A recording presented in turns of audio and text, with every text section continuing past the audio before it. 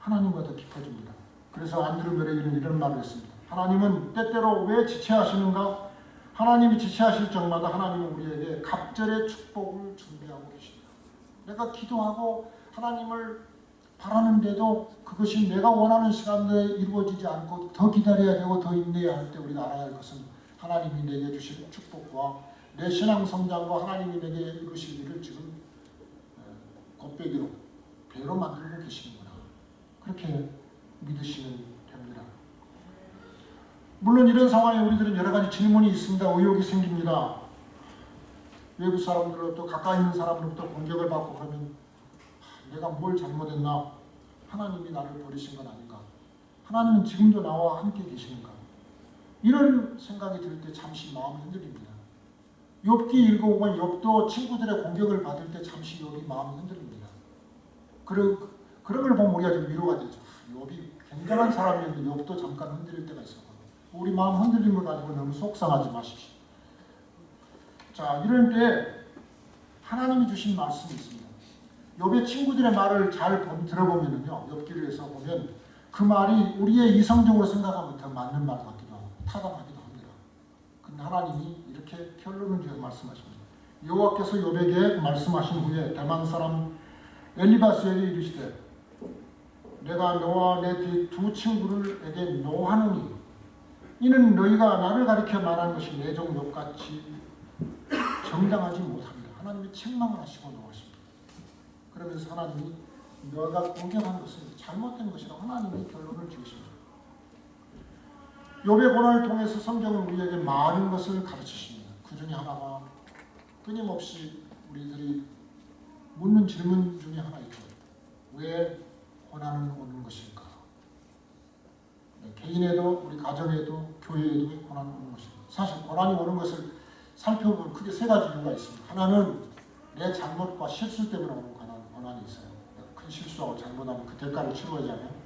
두 번째는 나는 아닌데 내 가족이나 주변 사람이 친구나 주변에 있는 다른 사람의 실수나 잘못으로 말미암아 내가 고난을 당하는 경우가 있어요. 그 둘도 아닌 경우가 있어요. 내 잘못도 아니고 주변 사람 잘못도 아닌데 이유를 알 수 없는 고난이 있어요. 그리스도인에게. 이 세 번째 고난은 대부분이다. 사실은 하나님이 우리의 신앙을 성숙시켜가는 과정에서 하나님의 계획 속에 오는 고난이에요.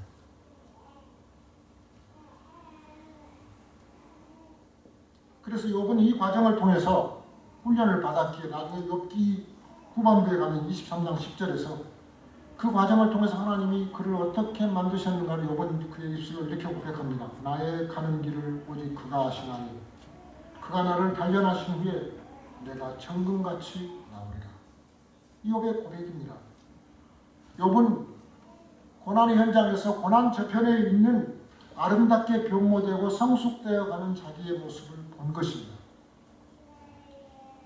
우리 중에 잘 참지 못하는 자들이 많이 있습니다. 참지 못하는 자 중에 저는 대표적인 사람 중에 하나입니다. 잘 못 참습니다. 그래가지고 실수한 일이 많습니다. 그리고 위로가 되는 것은 성경에도 그런 사람이 많습니다.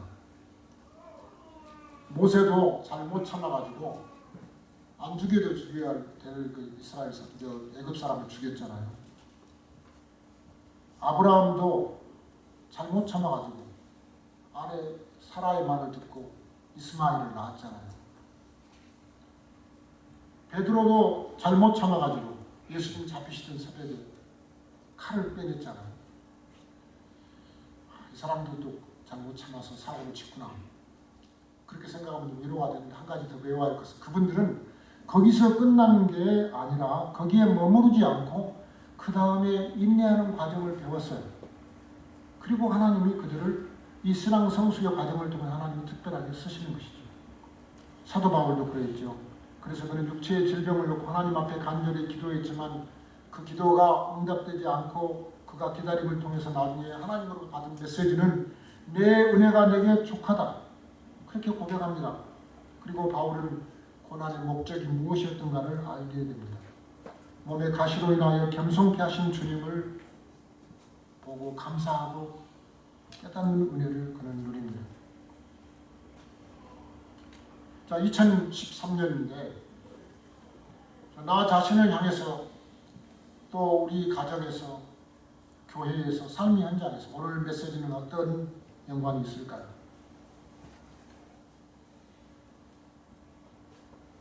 교회 여러분, 하나님은 무슨 말씀을 지금 하고 계십니까? 서양 속담에 이런 말이 있습니다. 세계는 인내하는 자의 것이다.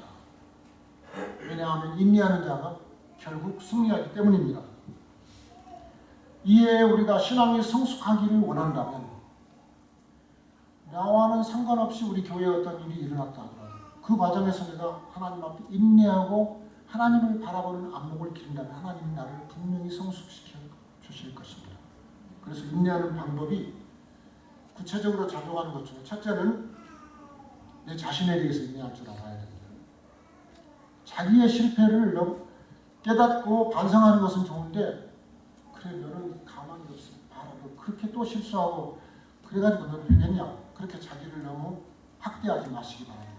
자신에 대해서도 포용하고 인내하는 법을 배우시기 바랍니다. 그래 이번에 또 실패하고 넘어졌지만 그런 소망이 있어요. 예수님이 계시기 때문에 나는 소망입니다. 하나님이 나를 고쳐주실 것이다.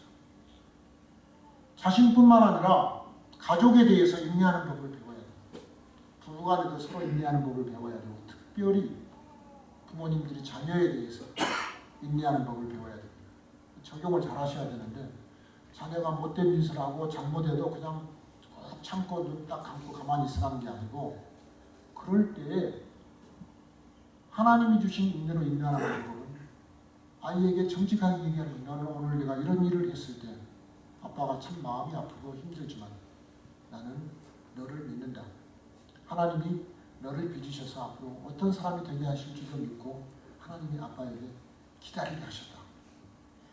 이렇게 가르치는 것하고 그냥 화를 불끈 내고 자녀에게 화풀이를 하는 것하고 아무 말도 않고 그냥 이를 꽉 물고 참고 있는 것하고 어느 것이 하나님의 뜻이라고 생각하십니까?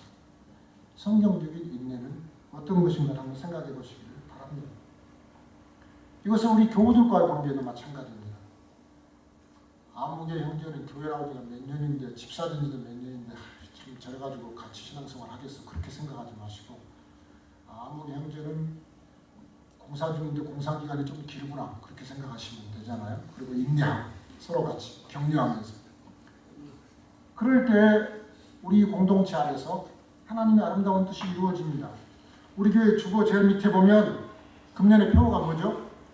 사랑으로 세우는 공동체. 그 사랑의 본질이 뭐라고 그랬죠? 사랑의 공식이? 인내. 그러니까 사랑으로 세우는 공동체라는 표어를 보실 때마다 이 생각을 하셔야 돼요. 인내로 세우는 공동체. 사랑으로 세우는 공동체를 만들려고 하시면은 그 공식, 핵심 공식이 바로 인내함으로 세우는 공동체를 만들어야 됩니다. 선지자처럼 하나님의 뜻을 이루어가는 과정이다. 그렇게 믿으시기를 바랍니다. 욥의 고난처럼 고난 너머에 있는 하나님이 마련하신 성숙되고 아름다운 변모된 모습을 미리 바라보는 믿음의 눈을 가지고 참으시기를 바랍니다. 그렇습니다. 우리에게는 주님이 주신 소망이 있습니다. 그렇기 때문에 인내할 수 있습니다. 지금 우리 성도님들 마음속에 인내하기를 어렵게 하는 무엇이 있습니까? 아무리 어려운 것이 있다 할지라도 우리 주님 바라보면서 주님의 소망을 생각하면 인내할 수 있지요. 그래서 오늘 야고보서는 우리에게 이 인내를 가르치고 이것이 바로 우리의 신앙의 성숙의 지름길이라고 가르칩니다. 오늘 말씀의 제목이 그래서 길이 참으라. 이 축복이 우리 성도님들과 교회에 또 가정에 넘치기를 바랍니다. 기도하겠습니다.